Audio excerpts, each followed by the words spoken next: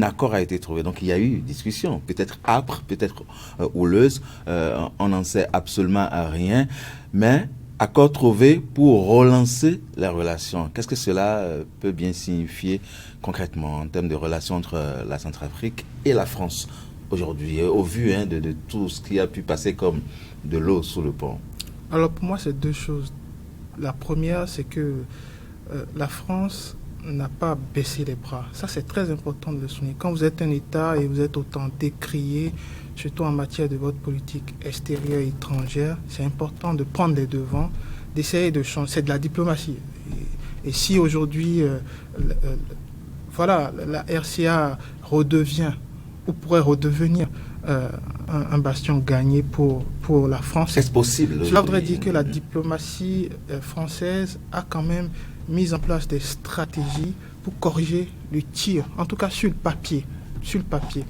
La deuxième chose, et ça c'est très important, c'est que la volonté d'un homme d'État à la tête d'un pays n'est pas celle des populations. Donc il faut clarifier cela. Ce n'est pas parce que Faustin Archange Touadéra a changé sa position vis-à-vis de la France que cela voudrait foncièrement dire que les Centrafricains sont tous autant d'accord, parce que les enjeux...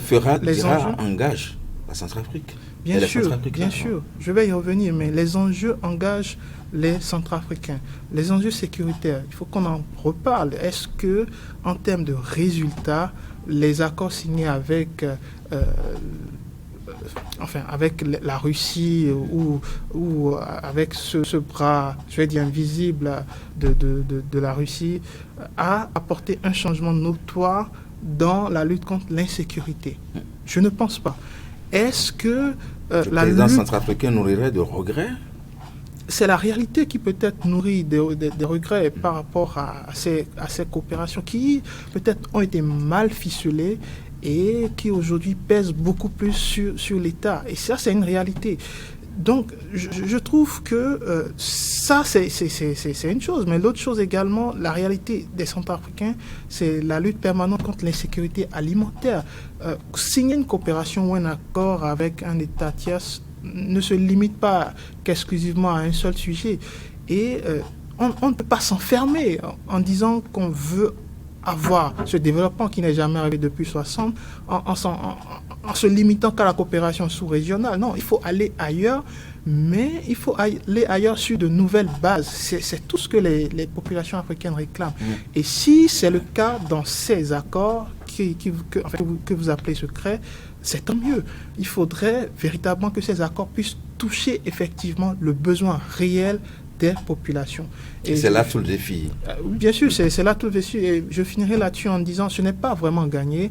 Ce n'est pas gagné dans la mesure où Faustin Archange Touadéra reste un homme politique, mais est-ce qu'il a toujours la légitimité auprès de cette population au point parfois de représenter tous les avis de ses propres populations, de ses propres citoyens? C'est l'éternelle question qu'on doit se poser. Les chefs d'État élus ou mal élus qui s'octroient cette légitimité parfois factice pour négocier sur la tête de leur population, même quand elle ne le désire pas. Donc c'est des sujets qui sont sur la table, mais foncièrement, je trouve que c'est une bonne démarche d'aller vers le multilignement, de multiplier les partenaires pour qu'il y ait un ressenti réel dans les résultats et dans la réalité sociologique des populations.